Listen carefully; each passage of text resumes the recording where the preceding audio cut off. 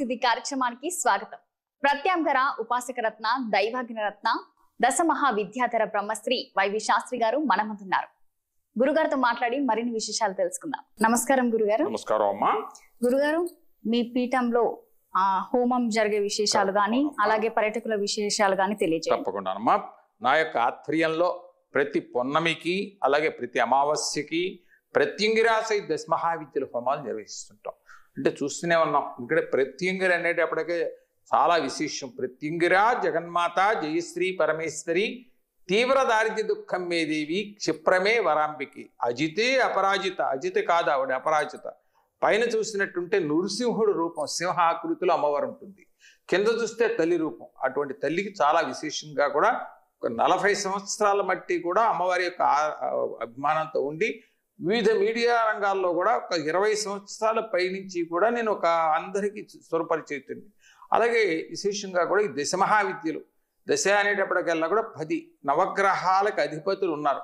అంటే మనం మామూలుగా లోకల్లో ఉండే గ్రామంలో ఉండే సర్పంచ్ని కానీ వీళ్ళ దగ్గరికి వెళ్ళే కన్నా డైరెక్ట్ రాష్ట్రపతి దగ్గరికి వెళ్తాం చాలా విశేషం. ఆ యొక్క విధానం చాలా విశేషం. అటువంటి ప్రత్యేక దశమహావిద్యల హోమాలు నా యొక్క ఆధ్వర్యంలో నిర్వహించబడుతుంటాయి. అలాగే విద్యార్థులు చాలా విశేషంగా కూడా బంగారు తల్లులు తండ్రులు వాళ్ళు చాలా విశేషంగా విద్యలో రాణించాలి. అలాగే కొంతమంది చూస్తూనే ఉంటాం పాట కచేరి లేదా కొంతవరకు వాగ్ధోరణి, వాళ్ళకి చక్కగా కూడా ఈ వాగధీశ్వరి అంటే సరస్వతి రూపాల్లో ఆవిడ చాలా విశేషమైన తారాశక్తుల్లో అటువంటి హోమాలు. అలాగే మానసిక సమస్యలు అంటే వాళ్ళల్లో మానసికంగా పడుతుంటారు. అలాగే కొన్ని సమస్యలు చాలా అద్భుతంగా కూడా ఇవన్నిటికీ కూడా చక్కటి పరిష్కారం. అంటే ఉద్యోగం లేక లేదా వివాహం కాక కొన్ని గ్రహరీత్యా వచ్చే సమస్యలకి చాలా అద్భుతమైన కార్యాచరణ నా యొక్క ఆధ్వర్యంలో నిర్వహించబడుతున్నాయి. పాల్గొందామనుకున్నారు ఎవరైనా సరే పాల్గొనడానికి అవకాశం ఉంది. అలాగే ఇంకొకటి ఏమిటంటే ప్రథమంగా మనం ఆరాధించే దైవం అంటే గణపతి. రాయస్పోషస్య దదిదా నిధిదో రత్నధాతుమాన్ రక్షోహణో వలగహనో వక్రతుండాయ నమః. వక్రతుండ గణపతి. మనకి 32 గణపతులు ఉన్నాయి తల్లులు. అంటే ఒక్కొక్క గణపతి ఒక్కొక్క రకాన్ని చూపిస్తుంటాడు. కానీ గణపతి ఆరాధనే విశేషమైంది. అయ్యా ఇవాళ చూస్తూనే ఉన్నాం, చాలామంది కొత్త ఇల్లు కడుతుంటారు, వాస్తు లేక బాధపడుతున్నాం. రేపు పొద్దున వాటిని పడగొడటానిక ప్రాణం ఒప్పదు, దానికి కట్టేదానికన్నా కూడా పడగొట్టేదానికి ఎక్కువ ఖర్చు అవుతోంది. ఏమిటి ఈ బాధ అని చెప్పి మనం ఆలోచిస్తుంటాం. ఇవాళ కొంతవరకు ప్రతి ఒక్కరికి నేను చెప్పగలిగింది ఎందుకంటే ఈ యొక్క విశేషంగా కూడా గణపతి చాలా విశేషమైన ఫలితం ఇస్తాడు. గణపతిని ఆరాధన చేయటం. అలాగే కొన్ని చూస్తూనే ఉన్నాం. అంటే ఇంటికి మెట్లు ఉంటాయి. మెట్లుంటే ప్రథమ మెట్టు శుభం, రెండోది నష్టం, మూడోది లాభం, నాలుగోది అట్ట లాభం నష్టం పైకి వెళ్తే పైకి వచ్చే లాభం రావాలి. ఆ విధానంతో వస్తేనే మనకి ఉంటుంది.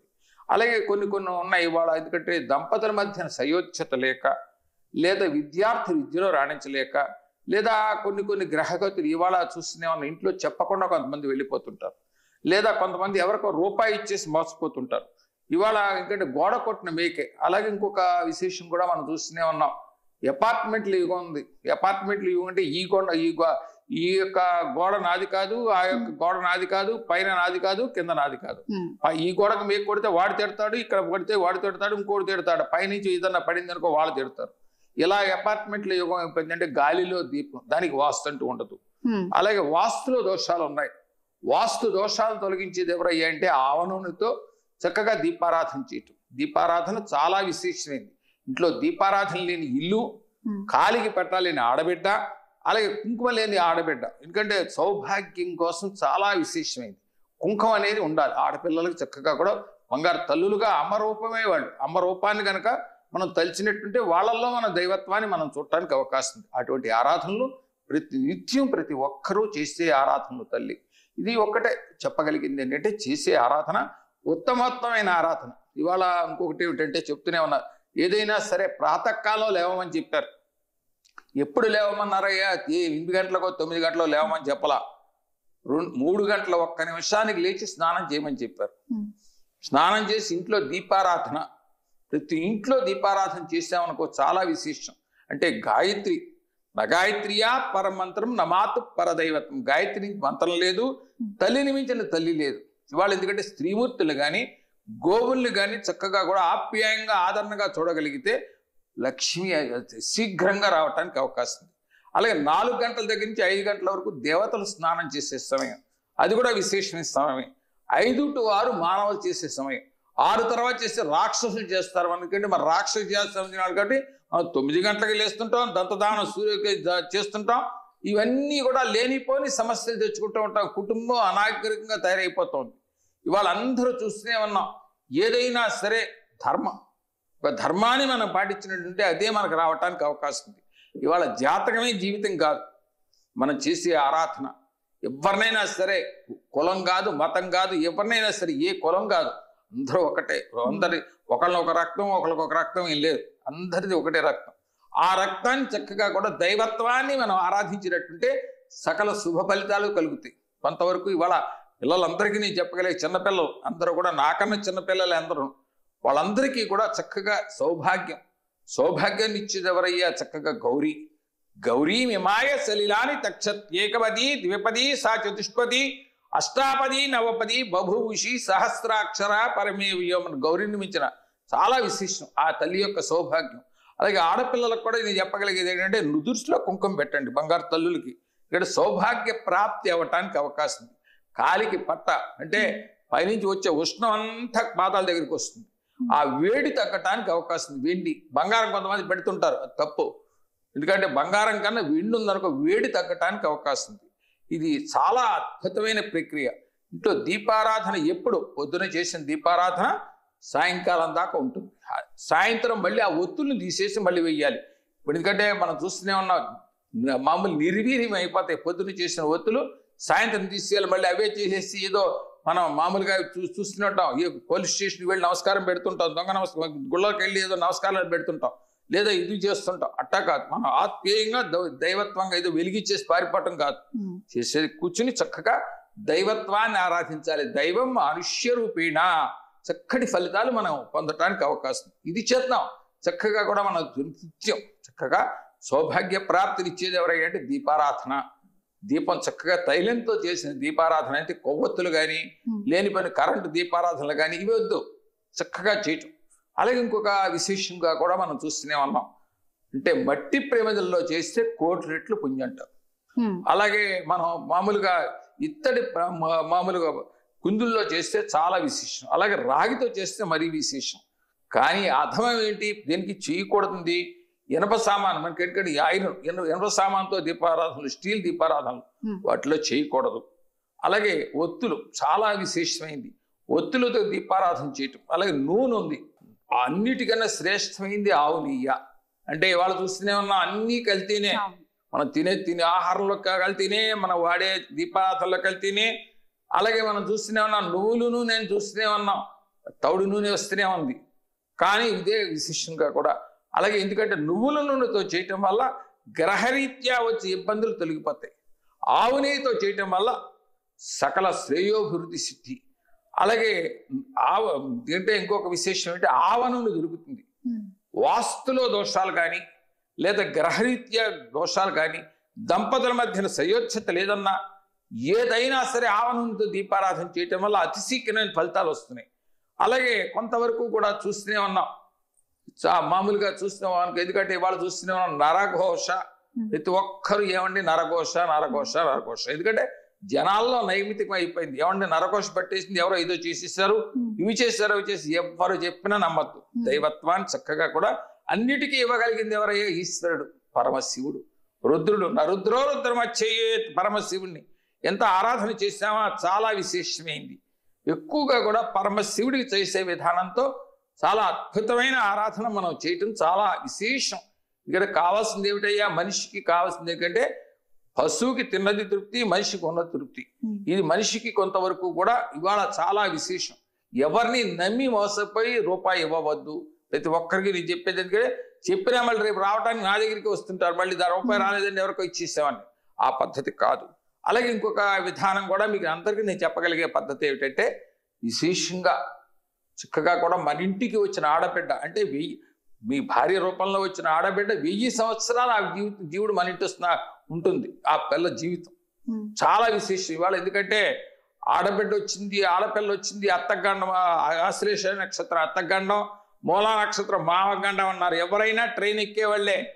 భోగిలు ఆగిపోతూనే ఉంటాయి, ట్రైన్లో దిగిపోతూనే ఉంటాం. ఎవ్వరూ ఉండటానికి భూమి మీద ఎవ్వరూ ఉంటాం, మళ్ళీ ఇంకో జన్మ ఎత్తటమే.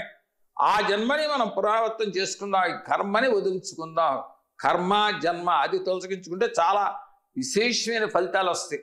అయ్యే వాళ్ళు చూస్తూనే ఉన్న వాక్ధోరణి ఇచ్చేది ఎవరయ్యా? చక్కగా వాగధీశ్వరి. ఐం హ్రీం త్రీం వదవద వరదే వాగధీశ్వరి హుంపట్ స్వాహ.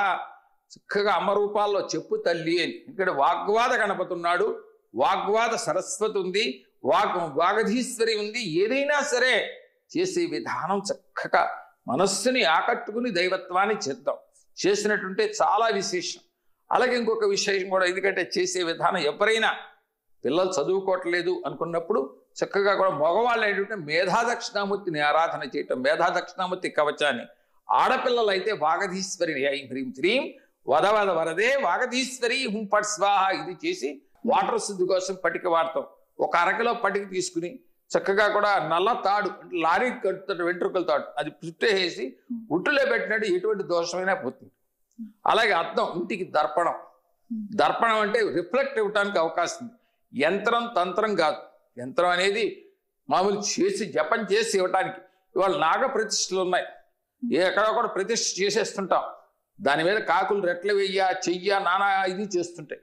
చేసేది ఏదైనా సరే ప్రతిష్ట ఆదివాసాలు చెయ్యాలి. ఆదివాసాలు అంటే పంచాదివాసాలు అంటే మనం చూస్తూనే ఉన్న జలాదివాసం, క్షీరాదివాసం, ధాన్యాదివాసం, వస్త్రాదివాసం, శైనాదివాసం ఇవన్నీ మనం చేయించాలి. ఇవి చేస్తేనే దాంట్లో ఫలితం ఉంది. నాకు రాలేదురా భగవంతుడు అనేది ప్రతిష్ఠ చేసేసాను, ఎంతో ఖర్చు పెట్టేశాను అని అనుకుంటూ ఉంటారు. ఏదైనా సరే మనస్సుని ఏకాగ్ర చిత్తం, మనస్సు ఏకాగ్ర చిత్తం లేని ఏ పూజ చేసినా ఏమీ లేదు. అలాగే మీకు ఎవరికైనా నేను ఒక్కడే చెప్పగలుగుతున్నా, శివపంచాక్షిని ఎక్కువ చేయండి. స్వగృహ ప్రాప్తి కావాలి, ఓం నమ శివాయ ఇదే నామాన్ని చేయండి. అలాగే సంతాన భాగ్యం కోసం శివపంచాక్షి 5 లక్షలు ఎవరైనా చేయొచ్చు. ఇంకా ఆడపిల్లలు చేయొచ్చు, ఎందుకు చేయకూడదు? అందరం చేయొచ్చు. ఎవరైనా చక్కగా చేశారనుకో చాలా విశేషం. అమ్మ రూపాల్లో మీకు చక్కగా అమ్మ రూపాన్ని నేను దర్శించుకోవడానికి అవకాశం ఉంది. అలాగే ఎక్కువ రుణాలు అయిపోతున్నాయి. ఎర్ర చందనం పౌడర్ దొరుకుతుంది, నీళ్ళల్లో స్నానం చేయ బొట్టుగా పెట్టారనుకో ఎటువంటి రుణాలున్నా తొలగిపోవటానికి అవకాశం ఉందమ్మా, అది చేయొచ్చు తల్లి. ఓకే గురుగారు, ఉదయం దీపారాధన చేయమని చెప్పారు కదా, ఏ టైంలో చేస్తే మనకు మంచిదంటారు? పొద్దున్నే చక్కగా కూడా 3 గంటల 1 నిమిషాలు లేవచ్చు తల్లి. బ్రాహ్మీ ముహూర్తం, అదే అఘోరీ ముహూర్తం అంటారు. ఆ ముహూర్తంలో లేవాలి. మనం లేవలేం. రాత్రి తెల్లవాళ్ళు టీవీలు లేనిపోని మాధ్యానికి ప్రసారాలు చూస్తుంటాం, లేవలేం. 3 గంటల 1 నిమిషం దగ్గర నుంచి 4 గంటల వరకు అఘోరీ ముహూర్తం. 4 to 5 దేవత స్నానం చేసే సమయం, 5 to 6 మానవులు చేసే సమయం. ఆ దీపారాధన ఆ మధ్యలో చేయటమే చాలా విశేషంగా చేయటం. చక్కగా లలితా సహస్రనామం ఉంది, లలితా సహస్రనామాన్ని పారాయణ చేయటం. కొంతమంది నోరు తిరగదు, చాలా పెద్దవాళ్ళు ఉన్నారు పాపం, వాళ్ళు నోరు తిరగకపోతే ఐం హ్రీం శ్రీం లం లలితాదేవి నమః ఇదే నామాన్ని చక్కగా చేస్తామనుకో అది చేయటం.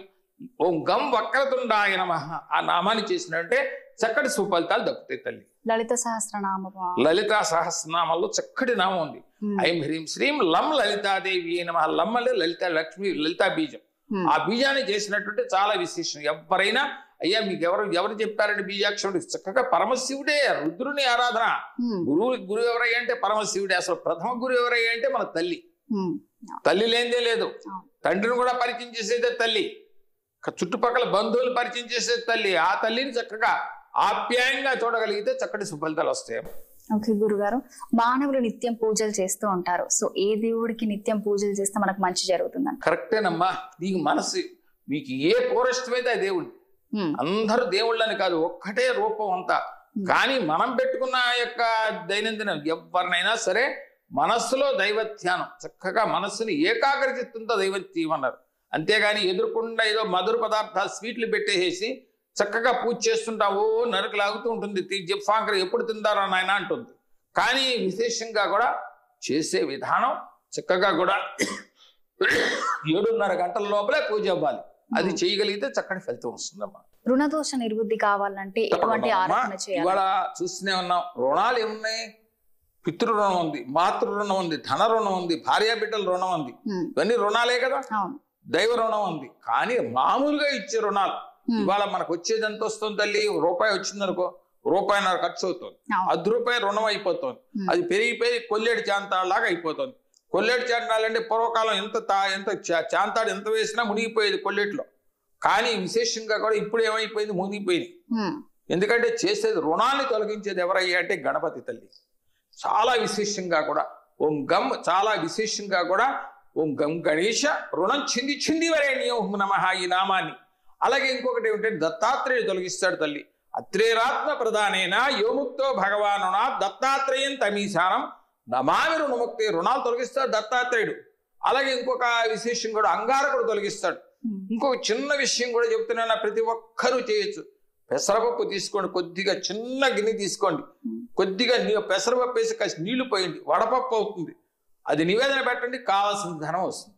పూజ అక్కర్లా, పునస్కారం అక్కర్లా, ఏమి ఇది పెట్టమని అది పెట్టమంటలా మిమ్మల్ని. పెసరపప్పు చిన్న గిన్నెలో చక్కగా నివేదన పెట్టారనుకో, చాలా విశేషం, ప్రసాదంగా తీసుకోవచ్చు. ఇంకొక విధానంగా కూడా ఉంది.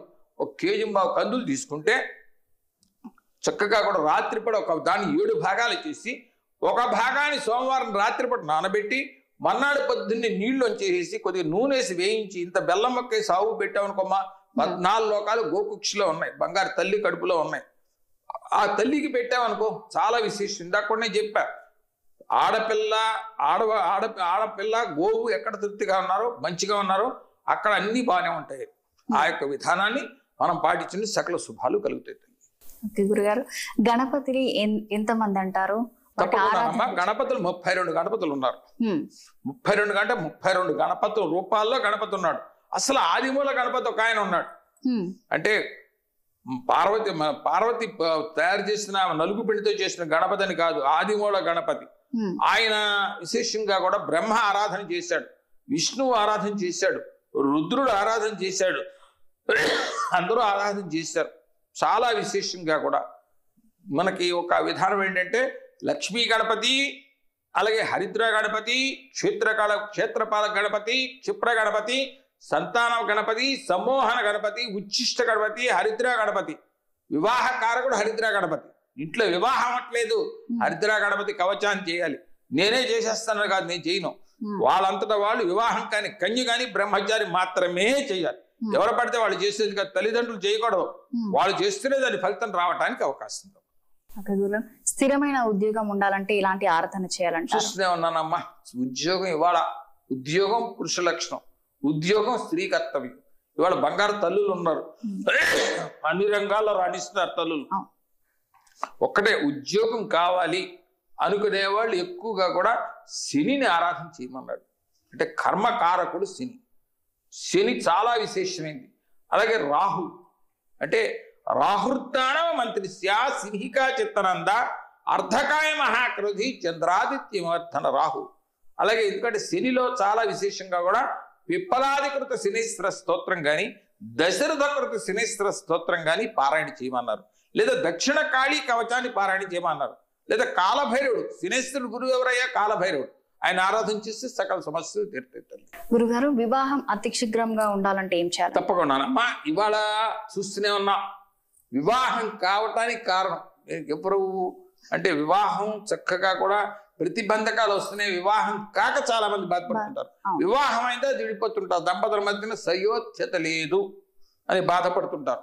వివాహం కావటానికి ఏమిటి అంటే చక్కగా కూడా హరిద్రా గణపతిని ఆరాధన చేయమన్నారు. హరిద్రా గణపతి కవచాన్ని ఎవరైనా పారాయణ చేయొచ్చు. వివాహం కానీ కన్యలు కానీ బ్రహ్మచారులు కానీ తల్లిదండ్రులు చేస్తే ఫలితం కాదు, మనకు అలా వివాహాలు అయిపోయినాయి, వాళ్ళు చెయ్యాలి. అలాగే ఇంకొక విశేషంగా కూడా ఎక్కువగా కూడా మీకు చూస్తూనే ఉంటాం, ప్రతి దొడ్లో అరటి చెట్టు ఉంటుంది, కదలి. అరటి చెట్టుకి నిత్యం చక్కగా కూడా తలంబరాలు అంటే అక్షతలు కలిపి ఆ చెట్టు మొదట్లో పోయేది దూరంగా పోయండి, లేదా చెట్లు చచ్చిపోతాయి వేడికి. అలాగే ఇంకొక విశేషం కూడా ఎర్రని మందార పుష్పాలతో సుబ్రహ్మణ్యం అర్చన చేశావా ఆర్థిక సమస్యలు దొరుకుతాయి, లేదా వివాహం అతి శీఘ్రంగా అవ్వటానికి అవకాశం ఉంది. అలాగే ఇంకొక విధానం కూడా విశేషమైన చాలా అద్భుతం, మీరు ఎవరైనా చాలా అద్భుతమైన విధానం అంటే గోరింటాకు దొరుకుతుంది. అంటే గోరింటాకు చూస్తే ఆడబిడ్డలకు చాలా ప్రీతి, బంగారం చూసినా ప్రీతి. కానీ తండ్రి, ఆడపిల్లలు తండ్రి అంటే ప్రేమ ఉంటుంది. ఆ యొక్క మగ మహారాజుల కంటే తల్లి అంటే ప్రేమ ఉంటుంది. కానీ విశేషంగా కూడా మనం ఎక్కువగా కూడా చూస్తూనే ఉన్నాం. మనం చేసే ఆరాధనలో మనం మామూలుగా నిత్యం పొద్దున్నే ప్రతి శుక్రవారం రాహుకాలంలో గోరింటా కోసేసి ఒక మామూలుగా గోరింటాకుతో పూజ చేసి ఐం హ్రీం శ్రీం లం లలితాదేవి అయి నమః ఈ యొక్క నామంతో అమ్మవారికి పూజ చేసి ఆ గోరింటాన్ని మొత్తం తీసేసి రుబ్బి 5 ముత్తైదులకు ఇచ్చామా, ఇలా 11 వారాలు చేస్తే 12వ వారం ఈ బంధువుల్లో ఎవరైనా పెద్దవాళ్ళని ఆహ్వానించి వారికి భోజనం పెట్టి చక్కగా కూడా వస్త్రాలు పెట్టి పంపించామా, అతి త్వరలో మన ఇంట్లో మంగళవాద్యాలు మోగటానికి అవకాశం ఉంది. చాలా విశేషమైన ప్రక్రియ, ఎవరంతట వాళ్ళు చేసే ప్రక్రియ. అలాగే ఇంకొక విధానం కూడా, తెలగపిండి ఆవులకు పెట్టండి. గోవుకి తెలగపిండి పెట్టామా 14 లోకాల బంగారు తల్లిలో ఉన్నాయి. చక్కగా చేద్దాం, చక్కటి ఫలితం పొందుతాం. ఎన్ని రోజులు పెట్టాం? ఎన్ని రోజులైనా మనకి ఇప్పుడు మన కర్మ ఫలితాన్ని కర్మ జన్మ మనకు ఉంది. ఎందుకంటే కర్మ చేయకుందే మన జన్మ ఉండదు, జన్మ చేయందే కర్మ లేదు. అది చేస్తే సరిపోతుంది. గోరంటాకు కూడా పెడితే ఇట్లా 11 వారాలు అంటే మనం అది మిక్స్ చేసిన తర్వాత ఆడ ఎవరికైనా ముత్తైదులకు ఇవ్వటం, వాళ్ళ చేతిలో పెట్టుకుంటారు. బంగారు పండింది అనుకో, చాలా విశేషం అన్నమాట. అంతటి విశేషమైన ఫలితం అది. ఓకే, కుజదోషం నివృత్తి కావాలంటే ఏం చేయాలంటే? తప్పకుండానమ్మా, ఇవాళ చూస్తూనే ఉన్నా. బెదర కొట్టేవాడంటే బెదిరేవాడంటే బెదర కొట్టేవాడు అన్నాడు. ఆశ్లేష నక్షత్రం అత్తకు గండం అంటుంటారు, మూలా నక్షత్రం మామకు గండం అంటుంటారు. చాలా మంది బెదర కొడుతుంటారు. దానికోసం ఏమీ బెదరక్కర్లా. ఆశ్లేష నక్షత్రం బంగారు తల్లులు, అలాగే మూలా నక్షత్రం బంగారు తల్లు, అమ్మవారి నక్షత్రమే. దీనికోసం అయితే బెదిరిపోయి ఎవరైనా ట్రైన్ ఎక్కినవాడు దిగిపోతాడు, ట్రైన్ వెళ్ళిపోతున్నాడు, భోగిలు వెళ్ళిపోతూనే ఉంటాయి. కానీ మన యొక్క స్థానం ఏమిటయ్యా? దైవత్వం. చక్కగా చూస్తూనే ఉన్నా. మన ఇంట్లో ఆవిడేమో అత్తగారు, అక్కడ మా అత్తగారు బాధ పెట్టిందని ఈ అత్తగారు కోడళ్ళని బాధ పెడతాం కాదు. చక్కగా ప్రశాంత వదనంతో పిల్లల్ని చక్కగా చూసినట్టుంటే సకల శుభ ఫలితాలు దక్కుతాయి తల్లి. గురుగారు, ఈ కుజదోషం ఉన్న వాళ్ళకు శ్రీకాళహస్తికి వెళ్ళి పూజ చేయించుకుంటే మంచి జరుగుతుందని చెప్తూ ఉంటారు. కరెక్ట్. రాహుకేతుల వల్ల వచ్చిందానికి అంటుంటారు తల్లి. అంటే రాహు అనేటప్పటికి చూస్తూనే ఉన్నాం. అంటే కాలసర్ప దోషాలు ఉన్నాయి, దాని గురించి మనం చెప్పుకుందాం, జరిగేదాంట్లో చెప్పుకుందాం. అంటే రాహుకేతుల దోషం దాని శ్రీ కాళహస్తి అంటుంటాం. అంటే కుజదోషానికి అక్కర్లా. కుజదోషానికి చక్కగా కూడా మన ఇంట్లో అరటి చెట్టు చాలా విశేషమైన ఫలితాలు దక్కుతాయి. అక్కడికి వెళ్ళి రూపాయలు చేసుకోవద్దు. ఆ దేవాలయానికి ఈ దేవాలయానికి పరిగెత్తక్కర్లా. మన ఇల్లు దగ్గరలోనే దేవాలయం నడిచి వెళ్దాం, ఆ దీపారాధన చేయిద్దాం. ఊళ్ళో ఉన్న గ్రామంలో ఉన్న దేవాలయాన్ని బాగు చేయలేము. ఎక్కడో చార్ధాం వెళ్ళి నేను ఒక యాత్రలు చేసి వచ్చానంటే ఎట్లా కుదురుతుంది? మనం చేసే ఆరాధన. ఇంకొక విశేషం కూడా చెప్తున్నాను, ఈ కన్ను రెప్పల దాడి చేయి పెట్టద్దు, పెద్ద దోషం అనమాట. అలాగే మన నెత్తిని మనం చేయి పెట్టద్దు, ఎదుటి వారి నెత్తిన పెట్టద్దు. ఆ యొక్క విధానం చాలా విశేషమైంది తల్లి. గురుగారు, సర్పదోష నివృత్తి కావాలంటే ఏం చేయమంటారు? ఎక్కువగా కూడా సర్పదోషానికి చాలా విశేషం. మానసాదేవిని ఆరాధన చేయమన్నారు. మనస్సు, ఎందుకంటే మన్మంతర రత్నాకరంలో బంగారు తల్లి గురించి చాలా విశేషంగా ఇచ్చారు. సర్పదోషాలు అంటే 12 కాల సర్పదోషాలు ఉన్నాయమ్మా. దాని గురించి కూడా కాలసర్పదోషాల గురించి చక్కగా చెప్పుకుందాం. అన్ని వాడే నవిలేసామనుకో రేపు పొద్దున మనకు ఉండదు. అందరితోనూ చక్కగా కూడా అందరి సమస్యలు నేను చక్కగా మాట్లాడతాను. ప్రతి ఒక్కరూ మీకు ఏ సమస్య ఉన్నా నేను ఉన్నాను. మీరు ఎప్పుడు ఫోన్ చేసినా నేను మాట్లాడతా. ప్రతి ఒక్కరూ నాకు కావాల్సిన వాళ్ళే, నా బంధువులే మీ అందరూ. ప్రతి ఒక్కరు ఏదో అపాయింట్మెంట్ ఉంటుందని కాదు, నేను ఫోన్లోనే మాట్లాడతా. చక్కగా మీరు ఎవరైనా సరే, ఏ గ్రామం అయినా ఏదైనా మాట్లాడవచ్చు. అలాగా పెళ్లి కాని ఆడపిల్లలు కానీ, పెళ్లి కాని యొక్క ఎవరైనా సరే బ్రహ్మచారులు కానీ నాకు ఫోన్ చేయవద్దు. అలాగే సంతానం లేదని నాకు ఫోన్ చేసినా నేను మాట్లాడను. ఎందుకంటే వైద్యులు చూపించండి. ఆరోగ్య సమస్యలు కానీ సంతాన సమస్యలు కానీ వైద్యులకే చూపించండి. వైద్యో నారాయణో హరిహి, వారికి చూపించండి. చక్కగా బంగారు తల్లులు డాక్టర్లు ఉన్నారు, తండ్రులు ఉన్నారు, వారికి చూపించండి. వారి యొక్క నిర్ణయం తీసుకోండి. అంతేగాని ఏదో అయిపోవాలి, వాళ్ళు రేపొద్దున కుబేరని అయిపోవాలి, ఏదో చేసేద్దాం, ఇచ్చేద్దాం, వచ్చేద్దాం, పలుగు పారావు తెలుసుకుని ఎక్కడికో తవ్వుకొద్దాం, ఇవన్నీ మానేసేది. మూఢనమ్మకాలు మానేసి చక్కగా దైవత్వాన్ని ఆరాధించేది. ఓకే గురుగారు, పెళ్ళైన దంపతుల మధ్య కొంచెం డిస్టర్బెన్స్ వస్తూ ఉంటారు. చూస్తూనే ఉన్నాం తల్లిలు. వివాహం అయిన తర్వాత దంపతులు ఎలా ఉంటుందంటే చక్కగా కూడా ఆప్యాయంగా ఎందుకంటే స్నేహ రూపంగా స్నేహితుల కన్నా ఎక్కువ ఆప్యాయంగా ఉండగలిగితేనే ఆ సంసారాలు నిలబడతాయి. పూర్వకాలంలో అంటారు మన బామలు మొత్తములు చూసేవాడు కాదు, వాళ్ళంతటా వాళ్ళే పెద్దవాళ్ళు చూసి చేసేసేవాడు. కాలం మారిపోతుంది ఇవాళ. ఎందుకంటే నేను గొప్ప స్థితిలో ఉన్నాను, ఇవాళ నాకు చెప్పిన నా భార్య నా మాట వినాలనే స్థితి పురుష పుంగవులకు ఉంటుంది. అలాగే కొంతవరకు కూడా చూస్తూనే ఉన్నాం, నేను నా భర్త నాకు చెప్పినట్టు వినాలని. వీళ్ళిద్దరి మధ్యన అగాధం వచ్చేసి ఇవాళ వివాహంలో వేల మంది వస్తారు. వివాహం విడిపోయేటప్పుడు 5గురే ఉంటారు. ఎవరంటే వీళ్ళిద్దరు 5 లాయర్లు, తల్లిదండ్రులు ఇలా విడిపోతున్నారు సంసారాలు. వీళ్ళందరికీ నేను చెప్తున్నా, ఎవ్వరు నా బోటి వాడి మధ్యలో రాయి వేసినా బెదరవద్దు. చక్కగా ఆప్యాయంగా చూడండి. 1000 కాలాల జీవితం ప్రతి ఒక్కరిది. అది కనుక చేయగలిగితే చక్కటి సుఫలితాలు వస్తాయమ్మా. గురుగారు, మీ పీఠంలో జరిగే హోమ విశేషాలు తప్పకుండానమ్మా. ప్రతి పౌర్ణమికి ప్రతి అమావాస్యకి నా పీఠంలో ప్రత్యంగిరాశ్రయ దశమహావిద్యలు జరుగుతుంటాయమ్మా. ఎవరైనా పాల్గొనడానికి అవకాశం ఉంది. వాళ్ళంతటా వాళ్ళతో చేయిస్తానే ఆ యొక్క విధానం చక్కగా పాల్గొనవచ్చు. మీకు ఏ సమస్య వచ్చినా నాతో ఫోన్లో మాట్లాడాడు. ప్రతి ఒక్కరూ నా యొక్క స్కూలింగ్ నెంబర్లు వస్తున్నాయి, చక్కగా కూడా మాట్లాడవచ్చు. మీకు ఎప్పుడైనా సరే నేను మాట్లాడతాను. ఓకే గురుగారు, ధన్యవాదాలు గురుగారు, చాలా చక్కగా వివరించారు. చూసారు కదా, సర్పదోషం కానీ కుజదోషం కానీ ఎలా నివారణకు ఎలా తొలగించుకోవాలనేది గురుగారు ఎంతో చక్కగా వివరించడం జరిగింది. మరో ఎపిసోడ్ లో మళ్ళీ కలుద్దాం. చూస్తూనే ఉండండి 6 TV.